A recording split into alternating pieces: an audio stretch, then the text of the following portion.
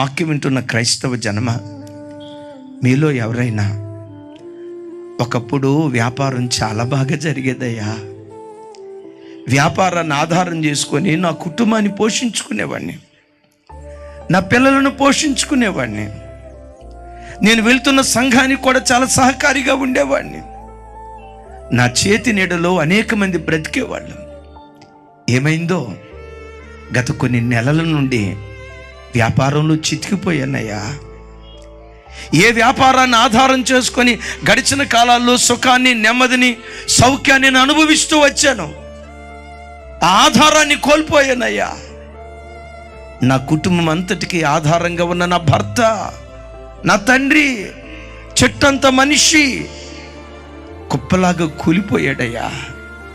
భర్త అనే ఆధారాన్ని కోల్పోయానయ్యా, తండ్రి అనే ఆధారాన్ని కోల్పోయానయ్యా, ఉద్యోగం అనే ఆధారాన్ని కోల్పోయానయ్యా అని వాక్యం వింటున్న నీ జీవితంలో బిడ్డ, నీవు కూడా ఏదైనా ఆధారాన్ని కోల్పోయి వచ్చావా?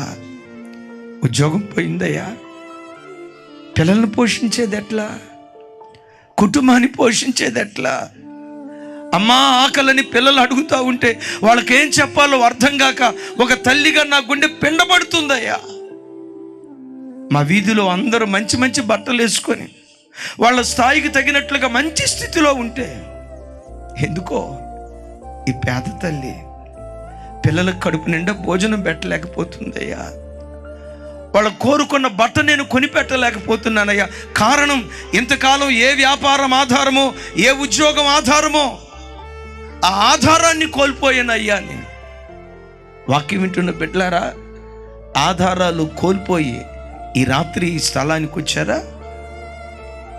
యోసేపు అంటున్నాడు, నేను చనిపోయినా దేవుడు మిమ్మల్ని అనాథలుగా విడిచిపెట్టడం, నేను చనిపోయిన మరుక్షణమే ఆ లోటును భర్తీ చేయటానికి గగనమును చీల్చుకొని దేవుడే మీ మధ్యలోకి దిగి రాబోతూ ఉన్నాడు. నేనుండేది కొద్ది కాలమే, మీ మధ్యకు వచ్చే దేవుడు యుగ సమాప్తి వరకు మీతో కూడా ఉంటాడు.